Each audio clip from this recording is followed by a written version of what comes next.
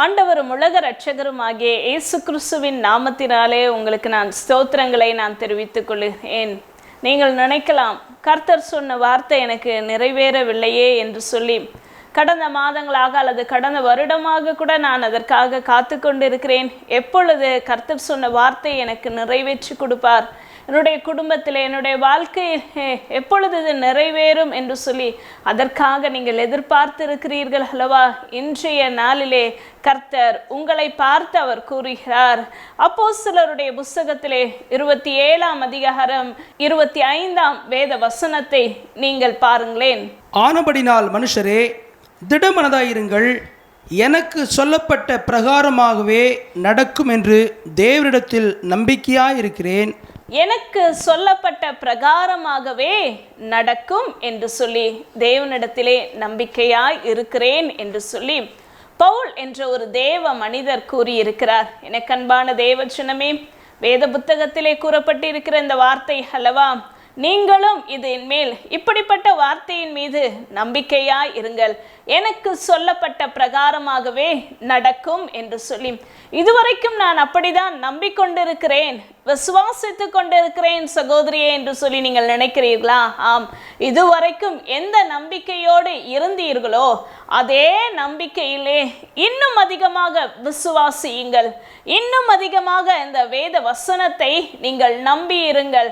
உங்களுக்கு கர்த்தர் கொடுத்த வாக்குத்தத்தத்தை, உங்களுக்கு கர்த்தர் பேசின வார்த்தையை அதன் மீது நம்பிக்கையாய் இருங்கள். இப்படியாக தான் பவுல் இந்த வார்த்தையை கூறுகிறார். எனக்கு சொல்லப்பட்ட பிரகாரமாகவே நடக்கும் என்று சொல்லி நான் நம்பி இருக்கிறேன் என்று சொல்லி இவர் சொல்லுகிற சூழ்நிலை என்னவென்று உங்களுக்கு தெரியுமா? ஆம், இவர் கைதியாக இத்தாலியா என்ற ஒரு தேசத்துக்கு அவர் கொண்டு செல்லப்படுகிறார். கப்பல் யாத்திரை தான் அன்றைய நாட்களிலே, கிட்டத்தட்ட 1ஆம் நூற்றாண்டிலே வாழ்ந்த ஒரு தேவ மனிதர்.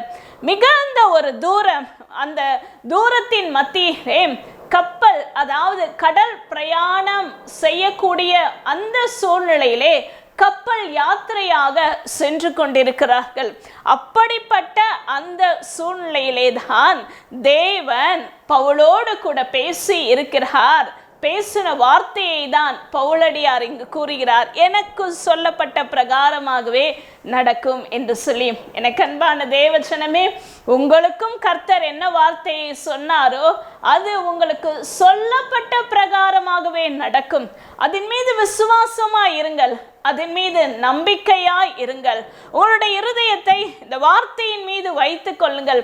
என்ன சூழ்நிலை வந்தாலும், எப்பேற்பட்ட நிலைமை வந்தாலும் சோர்ந்து போகாதபடி கர்த்தர் எனக்கு சொன்னது கண்டிப்பாக நிறைவேறும். அப்படி என்றால் இந்த பவுலாகிய இந்த தேவ மனிதருக்கு என்ன சொல்லி இருந்தார் என்று சொல்லி நாம் அறிந்தோம் என்றால், இதே அதிகாரம் அப்போஸ்தலர் 27ஆம் அதிகாரத்தினுடைய 24ஆம் வேத வசனத்தை நாம் பார்க்கும் பொழுது, பவுலே பயப்படாதே, நீ ராயனுக்கு முன்பாக நிற்க வேண்டும்.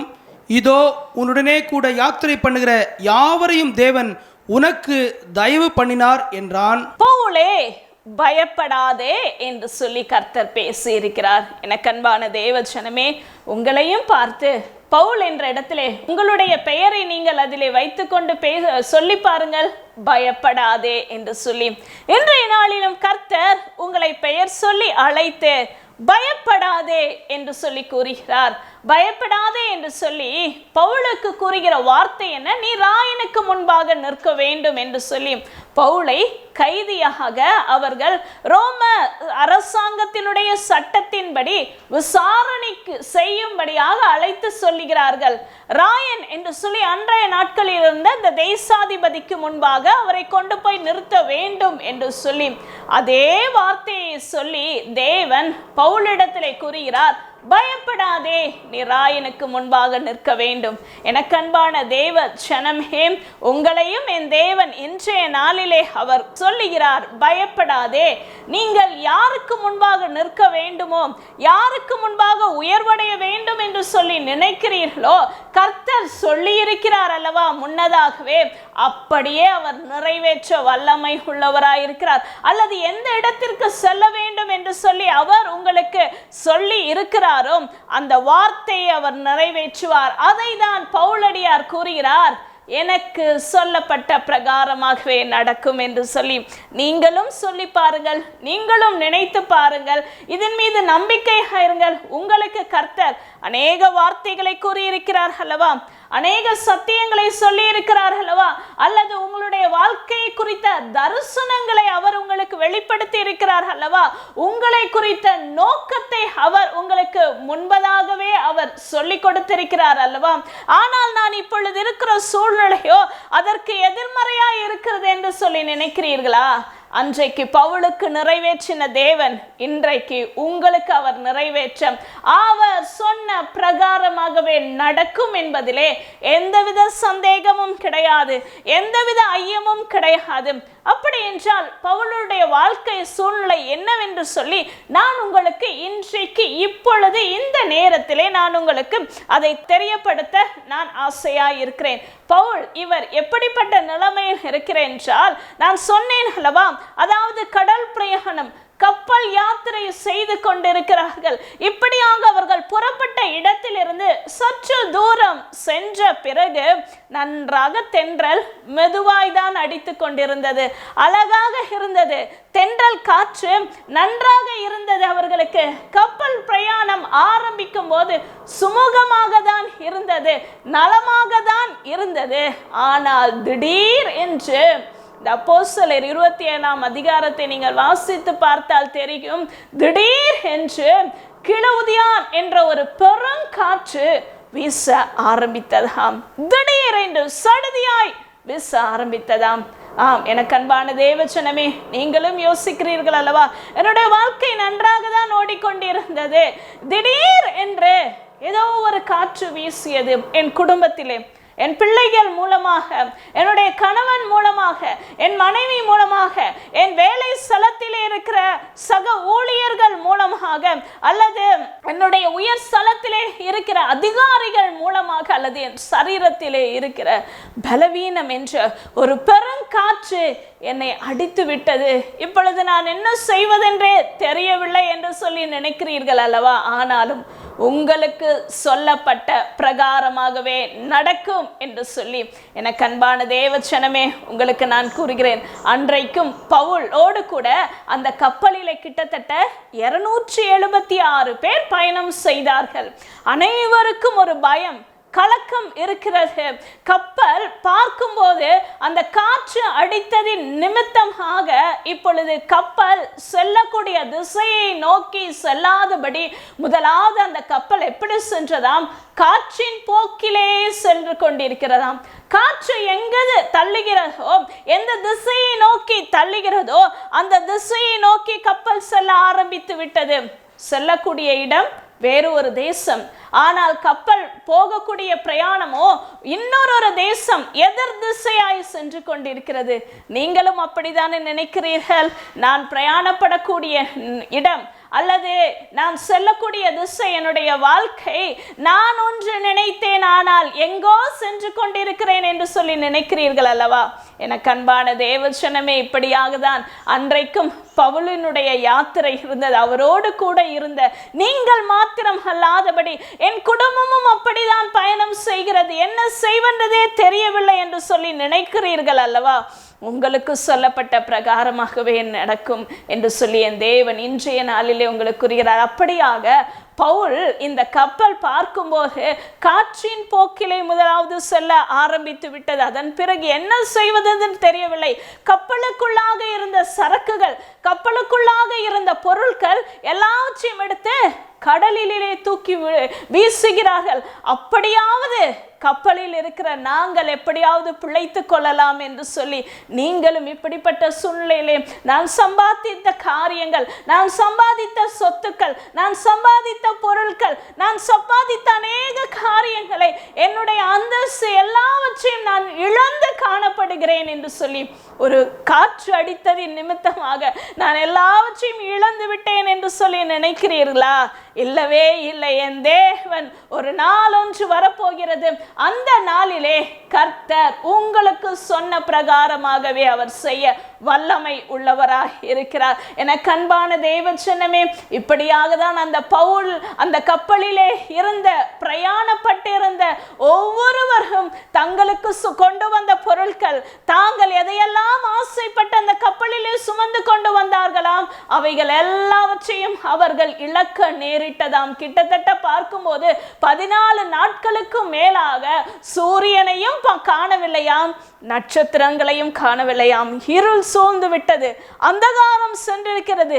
எங்கு இருக்கிறோம், என்ன செய்கிறோம் என்று சொல்லி தெரியாதபடி இடறி விழக்கூடிய ஒரு சூழ்நிலைக்குள்ளாக, சூரியனையும் காண முடியாதபடி நட்சத்திரத்தையும் காண முடியாதபடி இருக்கக்கூடிய அப்படிப்பட்ட சூழ்நிலைக்குள்ளாக தள்ளப்பட்டு விட்டார்கள். எனக்கு அன்பான தேவஜனமே, நானும் இருளிலே தான் இருக்கிறேன் என்று சொல்லி நினைக்கிறீர்களா? இல்லவே இல்லை. இருளிலே இருந்தாலும் என் தேவன் உங்களுக்கு வெளிச்சமாய் இருப்பார். கடைசியாக பார்க்கும்போது இவர்களுடைய நிலை தப்பி பிழைப்போம் என்ற ஒரு நம்பிக்கையும் அற்று போய்விட்டது. நானும் அப்படிப்பட்ட ஒரு சூழ்நிலை தான் இருக்கிறேன் என்று சொல்லி நினைக்கிறீர்களா? என்னுடைய நிலைமையும் நான் இனிமேல் பிழைக்க முடியுமா? என்னுடைய குடும்பம் பிழைக்குமா? என்னுடைய தொழில் பிழைக்குமா? என் சரீரத்தில் இருக்கிற பலவீனம், மருத்துவ ரிப்போர்ட்டுகள் இப்படி சொல்லுகிறது, நான் பிழைப்பேனா அல்லவா? அல்லது என்னுடைய பிள்ளைகளுடைய வாழ்க்கை இனிமேல் பிழைக்க முடியுமா? அவர்கள் உயர்வடைய முடியுமா என்ற நம்பிக்கையே இல்லை என்று சொல்லி நினைத்து கொண்டிருக்கிறீர்களா? ஆனாலும் உங்களுக்கு சொல்லப்பட்ட பிரகாரமாகவே நடக்கும். எனக்கு அன்பான தேவச்சனமே, இது நிமித்தமாக அந்த கப்பலிலே பிரயாணப்பட்டவர்கள் கிட்டத்தட்ட அநேக நாட்களாக போஜனம் புசிக்காதபடி, ஆகாரம் புசிக்காதபடி பட்டினியாக இருந்திருக்கிறார்கள். நீங்களும் நினைக்கலாம், நானும் என்னால் ஆகாரம் உட்கொள்ள முடியவில்லை, எனக்குள்ளாக இருக்கிற கவலை, எனக்குள்ளாக பாரம், என்னை சுற்றி அடித்து கொண்டிருக்கிற இந்த காற்று, இந்த புயல், இதனாலே நான் ஒன்றுமே செய்ய இயலாதபடி நான் அநேக நாட்களாக நல்ல ஆகாரம் எடுத்து பல நாட்களாக மாதங்களாக ஆகிவிட்டது என்று சொல்லி நினைக்கிறீர்கள் அல்லவா? எனக்கு அன்பான தேவச்சனமே, உங்களுக்கு சொல்லப்பட்ட பிரகாரமாகவே நடக்கும், பயப்படாதே என்று சொல்லி அன்றைக்கு பவுலுக்கு சொன்ன தேவன் உங்களுக்கும் இன்றைக்கு அவர் சொல்லுகிறார். அப்படியாக இப்பொழுதும் சொல்லப்பட்ட இந்த வார்த்தையை, கர்த்தர் உங்களுக்கு கொடுத்த வார்த்தையை நீங்கள் விசுவாசியுங்கள்.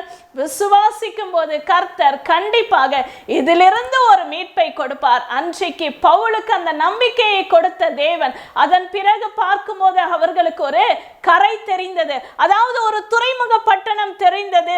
திடீரென்று அதிலே போய் அவர்கள் சேரும்படியான ஒரு சூழ்நிலை உண்டாக்கப்பட்டது. பயப்படாதே என்று சொல்லி தேவன் இன்றைய நாளிலே கூறுகிறார். ஆகையினாலே தலைகளை தாழ்த்தி செபிப்போமா? என்னோடு கூட நீங்கள் செபியுங்கள், விசுவாசியுங்கள். கர்த்தர் கண்டிப்பாகவே உங்களுக்கு சொன்ன வார்த்தை அவர் நிறைவேற்ற வல்லமை உள்ளவராய் இருக்கிறார். மகா இரக்கமும் கிருபையும் உள்ள எங்கள் தகப்பனை, இப்பொழுதும் நீர் எங்களோடு கூட பேசினீர் அல்லவா? கேட்ட இந்த வார்த்தையின்படியாக ஆண்டவரே, பயந்து போய் இருந்த இவர்களை பார்த்து பயப்படாதே, உனக்கு நான் என்ன சொன்னேனோ அதை நான் நிறைவேற்றுவேன் என்று சொல்லி கூறி இருக்கிறீர். அப்படியாக நீர் நிறைவேற்றுவதற்காக உமக்கு ஸ்தோத்திரம் ஆண்டவரே. இப்பொழுதும் ஆண்டவரே, எதை குறித்து கலங்கி கொண்டிருந்தார்களோ இவர்களுடைய வாழ்க்கையில் வெற்றிய நம்பிக்கையை நீர் கொடுத்தீரே, உமக்கு நன்றி தகப்பனே. மீட்பரே இயேசு கிறிஸ்துவின் நாமத்தில் ஜெபிக்கிறேன் நல்ல பிதாவே, ஆமேன் ஆமேன். உங்களுக்கு சொன்ன வார்த்தையை கர்த்தர் நிறைவேற்றுவார். God bless you. கிறிஸ்துவுக்குள் பிரியமானவர்களே, ஆண்டவராகிய இயேசு கிறிஸ்துவின் நாமத்திலே உங்களை நான் வாழ்த்துகிறேன். இதனாலே கூட நீங்கள் கேட்ட வார்த்தையின்படியே கர்த்தர் உங்களை ஆசீர்வதிப்பாராக. உங்களுக்கும் உங்களுடைய குடும்பத்திற்கும் சொல்லப்பட்ட வார்த்தையின்படியே அல்லது வாக்குத்தத்தின்படியே நடக்கும் என்று சொல்லி வேதம் சொல்கிறது. ஒருவேளை அநேக காரியத்தை குறித்து ஆண்டவர் அநேக வாக்குத்தத்தங்களை கொடுத்தாரு, அநேக வார்த்தைகள் என்று வாழ்க்கையில் சொல்லியிருக்கிறாரு என்று சொல்லி நீங்கள் நினைத்திருக்கலாம். நிறைவேறவில்லையே என்று சொல்லி கவலையோடு கூட இருக்கலாம். ஆனால் இன்றைக்கு கேட்டீங்கல்லவா, கர்த்தர் சொன்னபடியே நடக்கும்.